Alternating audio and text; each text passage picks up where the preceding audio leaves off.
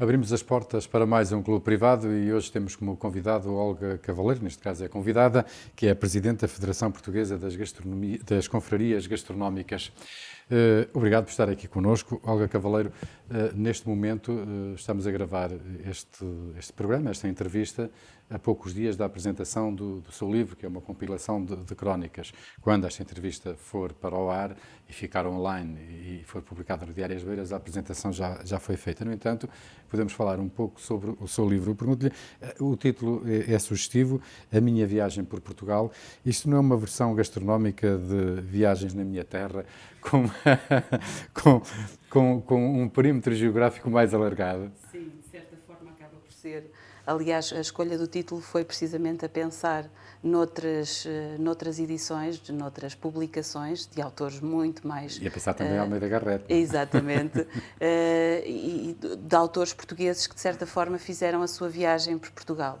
E esta é a minha viagem por Portugal, que, sobretudo, é de uma riqueza extraordinária para mim. Portanto, é uma experiência que, do ponto de vista pessoal, resultou numa súmula de experiências extremamente positiva, muito enriquecedora, precisamente porque a minha viagem por Portugal e o meu corrupio pela geografia portuguesa, para além daquela pressa de chegar a um local que eu não conhecia, que era um pontinho que eu nem imaginava que existia no mapa de Portugal, depois acabava sempre por se transformar numa enorme descoberta, e uma descoberta de várias coisas, desde a geografia, desde a paisagem, desde aquilo que é a diversidade paisagística portuguesa. Mal nós andamos alguns quilómetros, e depois é evidente que a riqueza gastronómica é uma coisa extraordinária. É talvez essa diversidade gastronómica é aquilo que eu considero que é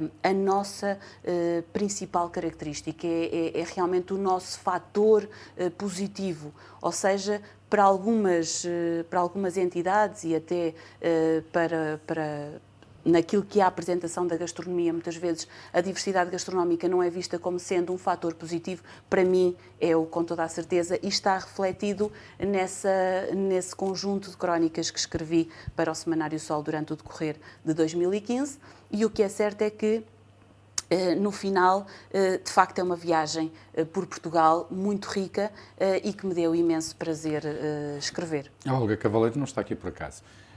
Não é só por ser Presidente da Federação das Confrarias Gastronómicas, mas porque é uma montemorense, está aqui ao lado, somos vizinhos, e é uma empresária. Também. Da área da doçaria. Sim. E é uma apaixonada pela gastronomia e está na origem da criação da confraria do pastel de Tentugal. É verdade. Foi uma grande luta para obter a certificação do pastel, mas conseguiu. É verdade. Como é que é visto hoje? Porque degustado já sabemos que é delicioso, mas como é que é visto hoje o pastel de Tentugal após a certificação e também o trabalho de promoção que a confraria tem feito? Eu penso que se deu um salto completamente gigante para o pastel Tentugal, com todo este trabalho que foi desenvolvido primeiro para a Associação de Pasteleiros no âmbito do processo de indicação geográfica protegida e, de facto, alcançar esse reconhecimento e até concluí-lo na geografia da Europa é uma vitória muito grande para nós.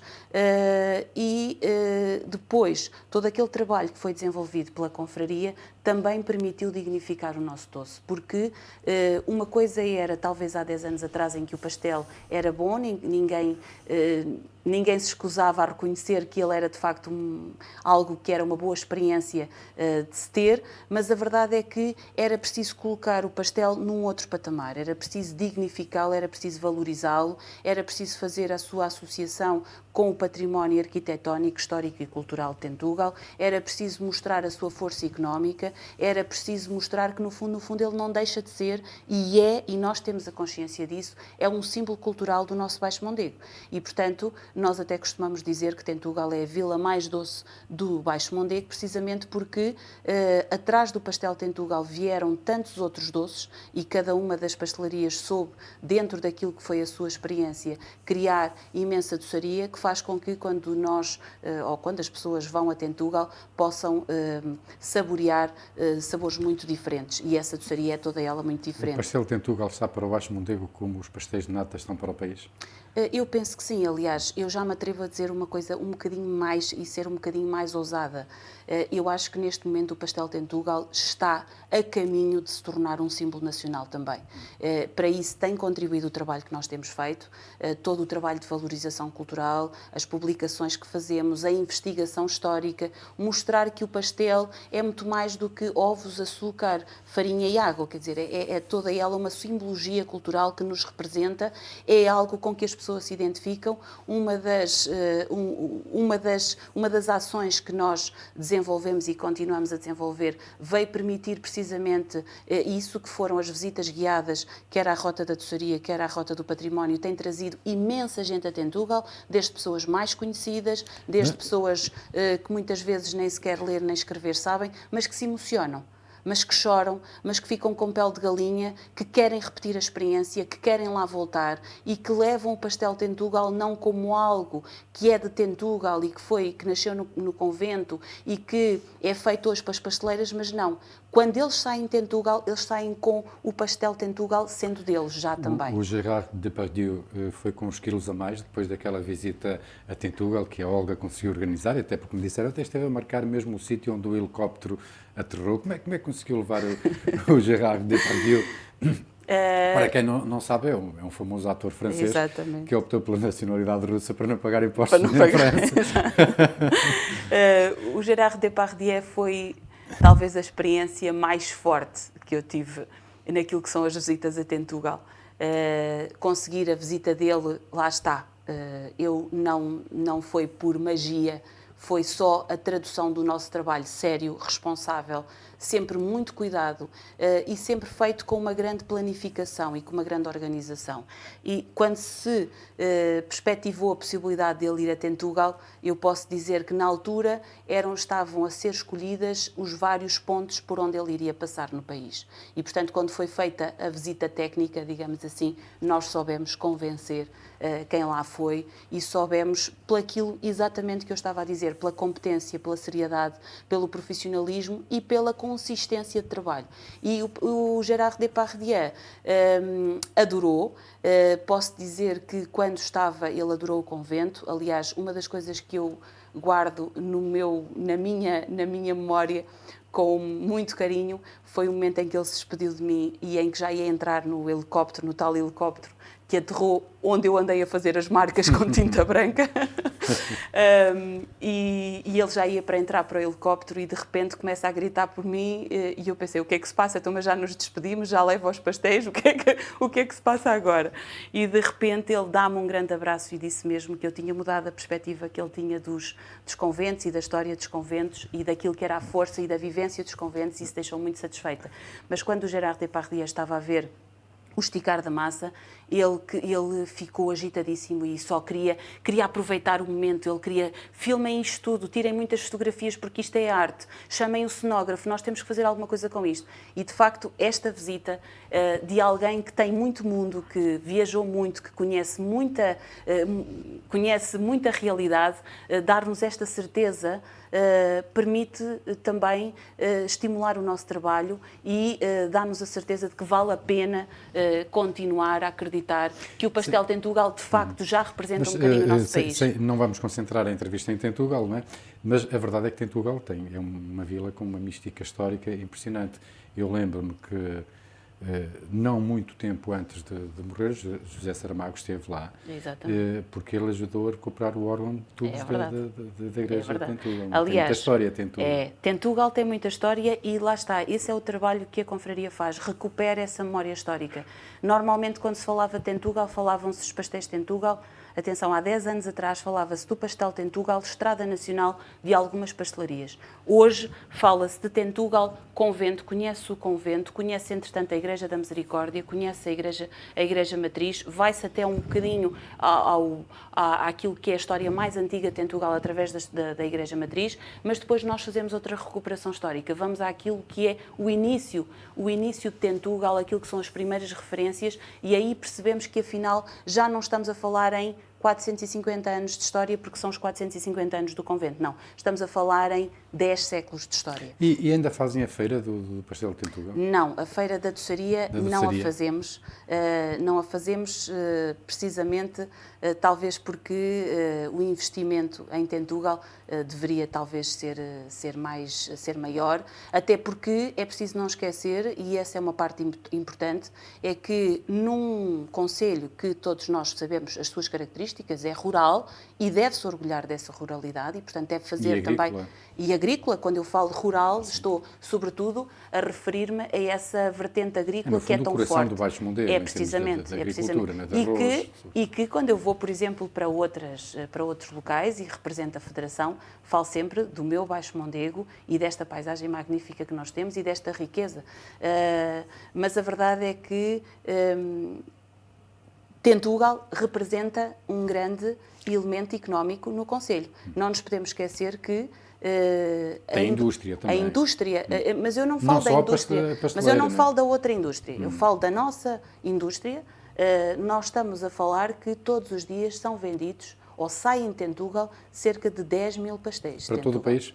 Para todo o país e para o estrangeiro. E agora, e a propósito de pastéis de Tentugal, ainda continua a ser pirateado, mesmo depois da certificação? Sim, isso, a certificação, aliás, nós precisamente, ou neste caso, eu, enquanto Presidente da Federação, tenho provocado essa discussão com a Direção-Geral da Agricultura e com os meios que representam aquilo que é as certificações IGP, DOPS e ETG, exatamente porque o facto de nós termos uma indicação geográfica protegida não implica que não haja as tais imitações. E precisamente porquê? Porque o pastel Tentugal não se pode dizer que seja um doce, ou antes, não é um produto que só pelo formato nós percebemos que é um pastel Tentugal. Ou seja, não tem nenhum rótulo. Enquanto que num vinho, num queijo, num enchido, nós vamos ver a origem através de um rótulo, no pastel Tentugal nós fazemos identificação precisamente pelo formato. Logo, como aquilo que é protegido é a designação, uma IGP é uma indicação geográfica protegida, protege o nome pastel de Tentugal. O formato ou a receita não é protegida. Ou seja, as imitações, quando disse pirateado, enfim, porque é algo que não é original, porque não é feito em Tentugal. Exato. Mas podem fazer e comercializar em qualquer ponto do país, desde que não lhe chamem pastel de Tentugal? Infelizmente. Portanto, daí a legislação tem... Mas chamam-lhe pastel de Tentugal, não chamam? É evidente que só não chamam quando nós dizemos nós representamos a Associação de Pasteleiros ou nós representamos um determinado organismo, porque é que está a dizer que é pastel de Tentugal? Bem, e a pessoa diz logo, eu não lhe chamei pastel de Tentugal, aqui nós até lhe damos outro nome, é evidente. Aliás, nós temos bem próximo de Tentugal algumas pastelarias a produzirem uma espécie de pastel Tentugal e chamam-lhe dão-lhe outras designações e a verdade é que isso pode acontecer e, portanto, a legislação tem brechas que permite este tipo de ocorrências. Não é? Agora, regressando às confrarias gastronómicas, cuja federação é presidente, já vai no segundo mandato? Já vai no segundo mandato. Primeiro ano foi voluntária à força, foi nomeada voluntária ou quis mesmo recandidatar-se? Não, eu costumo dizer que há um ano atrás eu queria ser candidata porque há um ano atrás nós estávamos a fazer a aprovação na Assembleia da República do Dia da Gastronomia e foi um trabalho que foi nosso, foi a Federação que o fez e, portanto, seria lógico que depois de conseguir a aprovação e por unanimidade entre todos os grupos parlamentares, nós quiséssemos seguir o nosso projeto. Em outubro, eu talvez já não pensasse da mesma maneira e, portanto, não pensava. E já fui voluntária à força. A ideia que muitos portugueses têm das gastronomias é que são um grupo de amigos que se sentam à mesa à volta de uma determinada iguaria, de uma determinada especialidade e que pouco mais serve do que isso, mas as gastronomias acabam por ser embaixadas itinerantes da promoção da gastronomia de Portugal dentro do próprio país, nas diversas regiões e também no estrangeiro, não é isso? Sim, e sobretudo essa é sempre uma visão mais redutora e como em tudo na vida e em todas as organizações e instituições, seja o que for, há aquelas que funcionam melhor, Há aquelas que têm uma visão mais redutora, há aquelas que têm uma ação mais limitada e depois há aquelas que extravasam os seus domínios e que fazem coisas diferentes. E nós nas confrarias temos precisamente esse cenário. Ou seja, temos aquelas confrarias que trabalham de facto muito bem e que se preocupam com o produto e que se preocupam com a região. Aliás, mais do que o produto, eles trabalham a região. E isso é algo que eu costumo dizer que se nós tirássemos as confrarias desses territórios, o território iria ficar vazio, iria ficar despido. Ou seja, porque na verdade há muitas confrarias que já atuam como autênticas entidades de dinamização cultural e económica dos respectivos territórios. Mas convenhamos que há confrarias, podem ser até báquicas, não é? Outras que são bastante exóticas, não é? Aliás, nós sabemos que há vários motivos para as confrarias aparecerem e, portanto, basta a pessoa lembrar-se de que quer fazer uma confraria, é evidente que descobre um motivo para tal. E, portanto, por isso é que nós na Federação, antes de darmos apoio a qualquer instituição ou a qualquer associação que se quer traduzir em confraria, nós procuramos sempre pôr os pontos nos is e percebermos de facto o que é que estamos a falar. Estamos a falar de um produto com singularidade, estamos a falar de uma vontade de transformar um território, estamos a falar de descobrir aquilo que caracteriza, porque a verdade é que a gastronomia é tão transversal, aliás, essa foi a nossa maior argumentação para a instituição do Dia da Gastronomia. A gastronomia é tão transversal porque é cultura, porque é alimentação saudável, porque é história, porque é produto certificado, porque é desenvolvimento agrícola, porque é divulgação cultural. Enfim, a gastronomia é tão diversificada que interage depois com várias áreas da nossa vida, da nossa sociedade. O que significa que uma confraria pode perfeitamente trabalhar todas essas áreas e fazer o desenvolvimento do território. Se entender as coisas dessa maneira, de facto a confraria já está a atuar na tal intervenção cívica, na mudança positiva do seu território, e realmente as confrarias conseguem uma coisa maravilhosa, é que aquilo que são pontinhos absolutamente desconhecidos, ausentes, que ninguém... Passamos por determinadas terras e achamos que não tem nada de especial. Através das confrarias nós vamos descobrir essas especificidades, vamos descobrir porque é que são diferentes, vamos descobrir, afinal, que há ali um pormenor gastronómico que se associa sempre a uma paisagem. Sim, é uma paisagem ou uma cultura, uma atividade económica, uma atividade agrícola e, a história, e que é diferente, não é? E a história. Exatamente. Quando é que a Federação das Confrarias Gastronómicas publica uma obra que faça a compilação das especialidades mais marcantes do país, gastronómicas? Andamos precisamente a trabalhar isso com uma editora e neste momento sei que estão a angariar os patrocinadores necessários para tal, para depois precisamente se fazer isso. A verdade As é suas que... crónicas já são um bocado, já contribuíram um bocado para esse objetivo. Olga, há confrarias a mais em Portugal?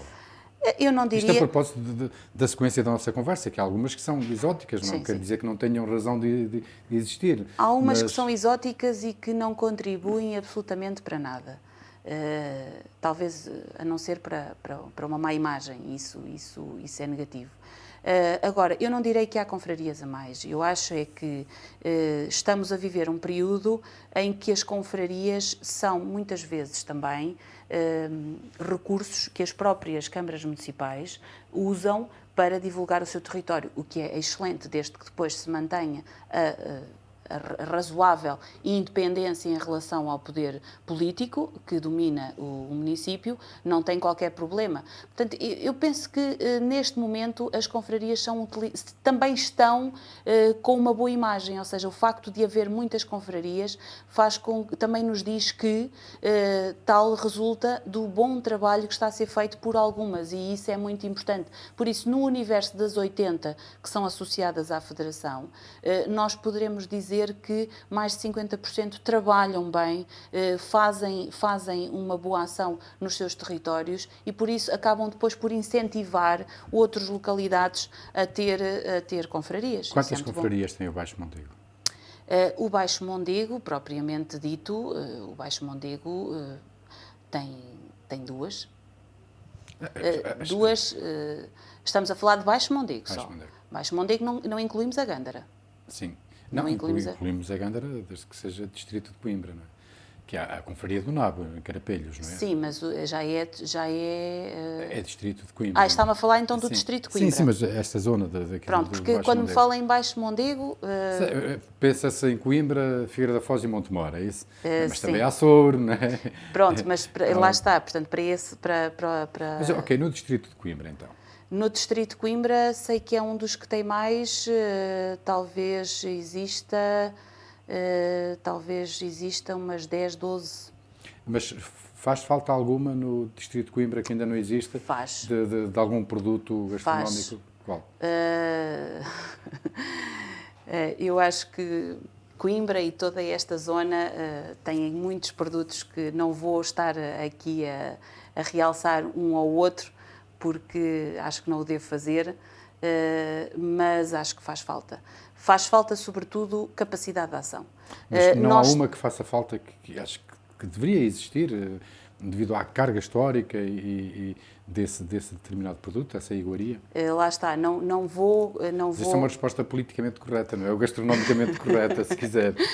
Sim, mas não irei, porque acho que, de facto, é possível fazer muito mais e, quer dizer, se nós formos ver a própria Figueira em Montemor, a questão do arroz aliás, para mim, dói-me, enquanto defensora absoluta do Baixo Mondego e a seguir ao pastel Tentugal, e às vezes um bocadinho até acima do pastel está o arroz carolino do Baixo Mondego e custa-me imenso perceber que não há ação absolutamente. Não há ação à volta do arroz carolino específico? O arroz carolino do Baixo Mondego é neste momento IGP, não vejo trabalho à volta dele. Então é a confraria que falta. Talvez, mas há mais. Eu acho que há mais e que deveria haver, lá está, as confrarias têm que ter capacidade de intervenção, têm que ser ativas e nesse aspecto permitam-me falar da nossa confraria e da confraria Tentugal. Nós tivemos uma evolução em que era preciso fazer tudo, nós no início sentíamos que era preciso fazer tudo, falava-se qual era a história do pastel que existia na altura. A história do pastel era contada em 3 ou 4 linhas e segundo dados vagos, diz-se, acontecia, nada sem concretização histórica. Nós neste momento temos a história do pastel Tentugal feita, temos a história do convento feita, temos a história, parte da história de Tentugal já também muito mais solidificada. Aliás, estamos neste momento a contribuir para uma aplicação para telemóveis, para as pessoas poderem jogar, descobrindo a história de Tentugal, descobrindo a história do pastel. Mas já está... Está neste momento, precisamente, já? não está concluída. Tivemos uma reunião já com o material para incluir no jogo e que vai estar disponível, se não em setembro, pouco mais à frente. Mas estamos a fazer recuperação dos edifícios em Tentugal, recuperámos imensas obras, imensas peças no convento. Estamos neste momento... Isso já disse, ou seja, no fundo aquilo que está a querer dizer é que há algumas confrarias que são preguiçosas, que não fazem trabalho de casa. Eu acho que há confrarias que se limitam, e digo isto muito abertamente, há confrarias que se limitam à confraternização à mesa. A verdade é que não é só isso. É muito mais do que isso. A mesa tem uma função que é de unir as pessoas, de vincular as pessoas a um determinado vínculo. Agora, é preciso ir muito mais além e é preciso trabalhar. E esse trabalho é um trabalho diário que não tem que ser um trabalho sempre consensual. Percebe? Nós não devemos ter medo sequer de poder não mexer com os poderes instituídos, de acharmos que temos que estar mais cómodos. Não, nós temos que ser interventivos, nós temos que fazer, modificar para o melhor, evidentemente, preservando aquilo que nos deixaram. O Casino Figueira, ao disponibilizar a sala Montemor, acaba por ser a sede informal da Federação das Confrarias Gastronómicas. E penso numa coisa, o facto de o Dr. Domingos Silva ter tido a gentileza de nos ceder essa sala, que é uma sala... O administrador do casino. Sim, exatamente, que é uma sala extraordinária, pela localização, por tudo. Penso numa coisa, as pessoas que ali vão, as confrarias quando ali vão, sentem isso que é necessário, agregação. Veem tudo à sua volta, veem os trajes todos, percebem que nós somos... museu também, acaba por ser um museu das percebem que, mais do que existir a sua própria confraria, estão ali todas. É a confrontação da cor, do sabor, da história, não Mas é? eu queria perguntar-lhe, está previsto algum evento na Figueira da Foz, uma vez que é sede informal da Já Federação é no tivemos, Casino Figueira? aliás... Eu sei que já tiveram, mas está tivemos. previsto para Não, neste proximamente? momento não. Neste momento não. E há uma outra situação que tem a ver com a Figueira da Foz. O Dia Nacional da Gastronomia Portuguesa, que foi celebrado pela primeira vez este ano em Aveiro, Em Aveiro, não é? sim. E organizado pela Federação das Gastronomias, das Confrarias Gastronómicas, a Presidente da Associação Figueira com Sabor a Mar, Isabel João Brites, quer que a próxima edição seja realizada na Figueira da Foz. Eu sei que a Figueira da Foz foi o concelho, corrigir-me-á se estiver enganado, do país em que teve maior adesão de restaurantes. Isso não, sem dúvida. E o próprio Aveiro, a cidade que foi anfitriã, teve 2 restaurantes. 2 restaurantes. E Lisboa Exatamente. teve 7 ou 8 ou 6. Exatamente. Aliás... Portanto, a Figueira da Foz merece ou não que o Dia Nacional da Confraria de 2017 seja organizado na cidade? Ora bem, isso... Como é que esse processo? É por candidatura? É por candidatura. Neste momento nós estamos a terminar o processo do Dia da Gastronomia de 2016. Estamos a fechar precisamente o relatório e iremos fazer um caderno de encargos que irá ser distribuído pelos municípios para a respectiva candidatura. E deixe-me dizer-lhe que é muito interessante e mostra de facto o poder e a força do trabalho das pessoas. Foi extremamente agradável para nós, que imagino que é... e convém dizer que a Federação começou a pensar, até porque tínhamos tido eleições no país, tínhamos tido eleições na Federação, portanto, iniciámos o nosso mandato em janeiro, íamos ter as eleições na Presidência da República, o que significava que, para trabalhar o Dia da Gastronomia, nós tivemos efetivamente um tempo muito apertado, que foi a partir de janeiro até maio. E no meio disso tudo, a Federação, que é uma instituição que, apesar de congregar 80 confrarias, não é muito conhecida, não tem recursos financeiros, portanto, tem um orçamento anual de 17 mil euros, mais coisa, menos coisa. E a verdade é que nós, em janeiro, conseguimos congregar um conjunto de instituições muito alargado, algumas topo, como o CTT, a TAP, a CP, a Direção-Geral da Agricultura, enfim, a FAO e etc. E qual foi o nosso esforço de conseguirmos congregar tudo isto e, portanto, não tínhamos tempo nem espaço para conseguirmos depois chegar àquilo que seriam os municípios, os restaurantes, etc. Procurámos através da Aresp, que acabou por também ficar como organizadora do dia. Através da Aresp procurámos, de facto, chegar à restauração para que nesse dia se pudesse festejar o Dia da Gastronomia em todo o país. A verdade é que essa ação não foi tão bem sucedida como poderia ter sido, na minha opinião. E aqui na Figueira foi um autêntico sucesso. Mas também já tem a máquina montada na Figueira da Foz, porque existe uma associação Mas temática, é isso que eu quero dizer. Que é a Figueira com Sabor Mas a Mar. é isso que eu quero dizer, ou seja, veja a importância do trabalho. Veja a importância daquilo que é as pessoas acreditarem. E realmente, quando nós fomos abordados pela Figueira e pela associação, através do município, o município teve aí um papel importantíssimo, porque pôs as pessoas a conversarem umas com as outras. A verdade é que sentiu-se esse entusiasmo e eu, há pouco tempo, vim jantar aqui à Figueira e fiquei felicíssima da vida quando ainda vi o vinil, do Dia Nacional da Gastronomia. Ou seja, a Figueira da Foz, se quiser ser anfitriã da próxima edição, porque é para continuar, não é? Sim, E sempre no último fim de semana de maio? Sempre no último fim de semana de maio. Aliás, agora neste momento, dado o sucesso estrondoso que excedeu completamente todas as expectativas que qualquer pessoa poderia ter, e de tal forma que para o ano não será só o domingo, portanto o sábado também vai ser contemplado. Portanto, estava eu a dizer que se a Figueira da Foz quiser ser anfitriã da próxima edição do Dia da Gastronomia Portuguesa, Dia Nacional da Gastronomia Portuguesa, terá de se candidatar. Exatamente, exatamente. E nós iremos procurar que a próxima edição seja ainda mais preenchida, portanto, seguindo, é evidente, o modelo daquilo que foi a primeira, até porque foi bem sucedida, mas com outros parceiros. Aliás, é muito interessante perceber que há alguns parceiros que estiveram connosco na primeira edição, que já estão a querer reunir para preparar o próximo. Por exemplo, terça-feira já vou ter uma reunião com um desses parceiros bastante grandes e, portanto, isto diz-nos que algo nos diz que ainda vamos ter muito mais. Tivemos uma conferência de imprensa na estação de Santa Apolónia, aliás, a Figueira esteve lá muito bem representada. Quem sabe se desta vez não será ainda melhor.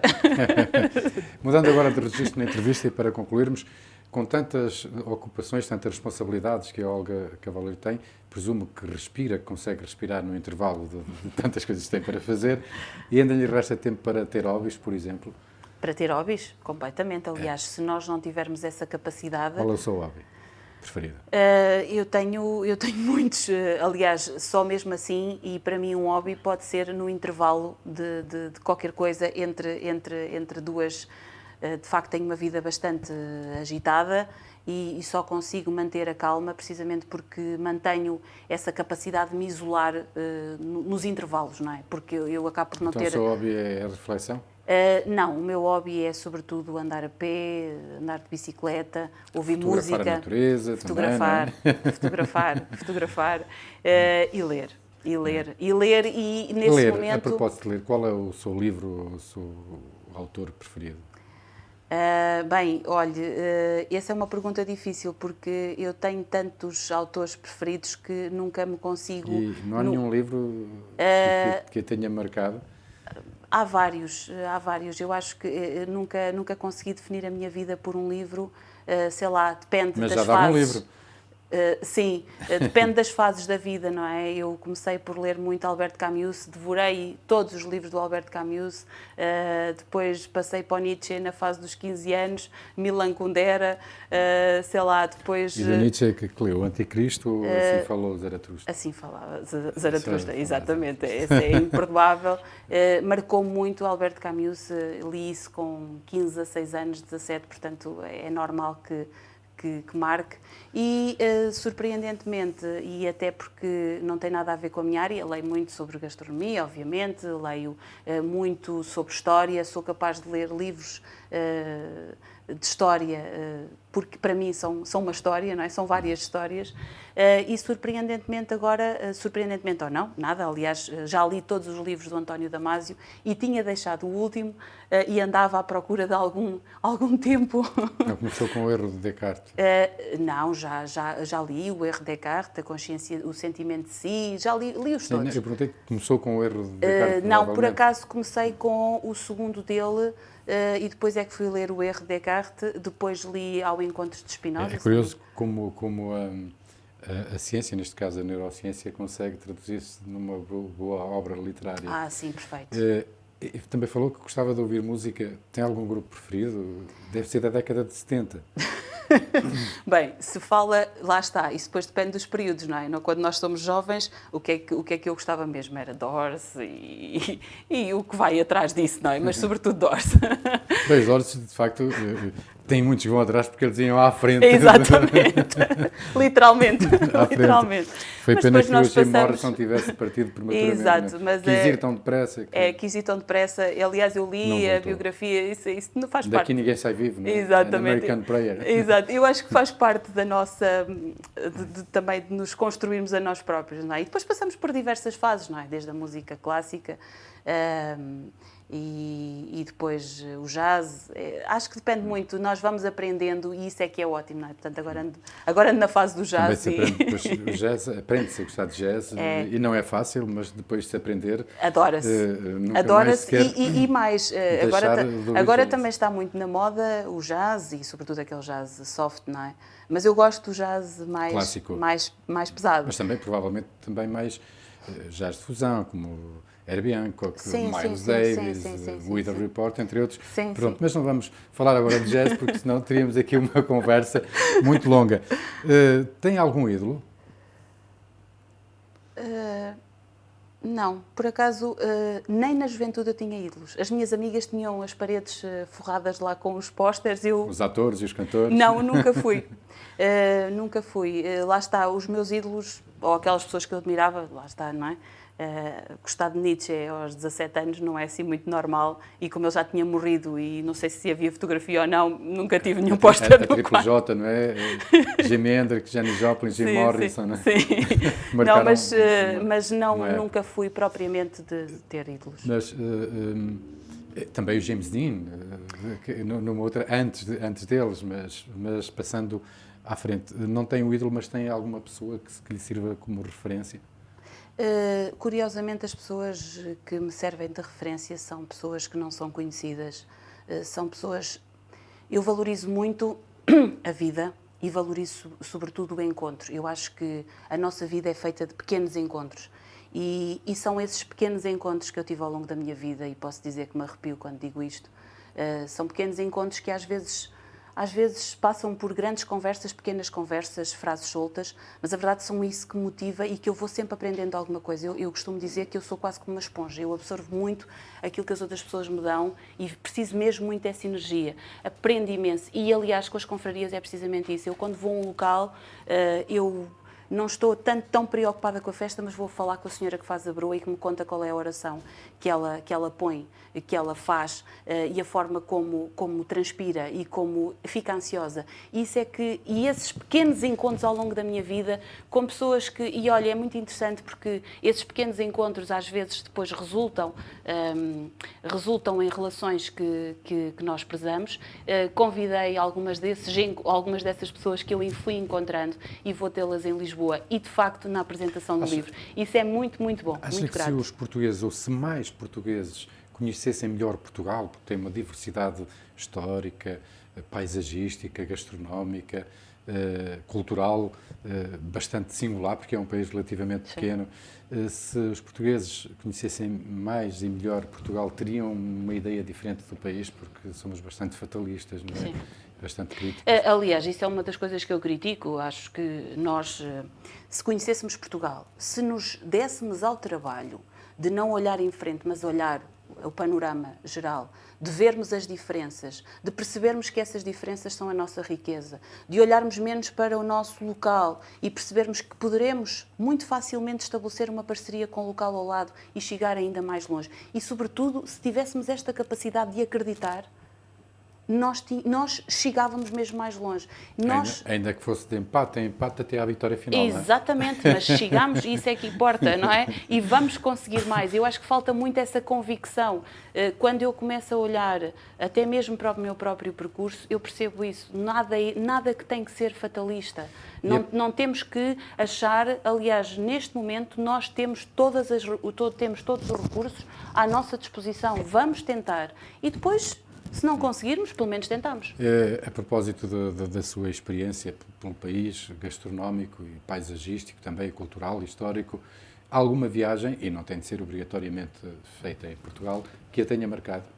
Ou aquela viagem que ainda não fez, mas que gostaria de fazer? A viagem que ainda não fiz é fazer a Itália de carro. Isso aí é a viagem que não fiz. A viagem que já fiz foi ir a Praga. Praga, capital da República Checa. Praga. Não é a Braga. Não, Praga. A Braga seguramente também já lá terá ido. Já lá fui muitas vezes e também gosto. Essas são as viagens a que não fiz ainda e a que irei e que já fiz e que adorei e que quero repetir. E depois a viagem que me marcou, talvez a viagem que me tenha marcado mais é Trás-os-Montes. Obrigado, pela parte que me toca, que eu sou um transmontano, mas deixa-me fazer-lhe uma última pergunta. Quero perguntar-lhe qual é o seu filme preferido. Será Asterix e Obelix, na versão humana, pelo seu amigo ator Gerard Depardieu? Sim, sem dúvida. Sério? Não é, mas sem dúvida fiquei com uma outra perspectiva daquilo que é ser ator, daquilo que é o Gerard Depardieu, e foi uma experiência extraordinária. O meu filme preferido, nem sei, também lá está. Tenho tantos e nós vamos mudando tanto ao longo da vida e há aqueles que nos marcam. Mas eu sou mais uma mulher de leitura e a leitura marca muito mais. Quando eu faço assim um preto na minha cabeça, aparecem muitas letrinhas pequeninas e isso, a leitura de facto marca muito mais. Sim. Obrigado por ter estado aqui no Clube Privado. Estivemos à conversa com Olga Cavaleiro, ela é presidente da Federação das Confrarias Gastronómicas de Portugal, portuguesas, e foi a nossa convidada para esta edição. Na próxima semana, no próximo programa, teremos aqui outro convidado na Figueira TV, na Foz do Mondego Rádio e, claro, no Diário As Beiras.